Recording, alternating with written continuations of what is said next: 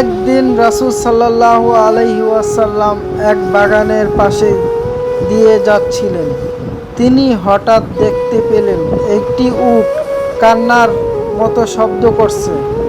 উটটির চোখ বেয়ে অশ্রু ঝরছে। নবীজি তার কাছে গিয়ে উটটির গলা ও মাথায় হাত বুলিয়ে দিলেন। উটটি শান্ত হয়ে গেল। নবীজি জিজ্ঞাসা করলেন, এই উটের মালিক কে? একজন আনসার সাহাবী এসে বললেন, এই উট আমার, হে আল্লাহর রাসূল।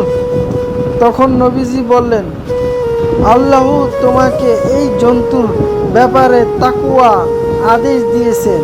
এটি আমার কাছে অভিযোগ করছে যে তুমি একে ক্ষুধার্ত রেখে দাও এবং অতিরিক্ত কাজ করাও। কাহিনী থেকে আমরা যা শিখি,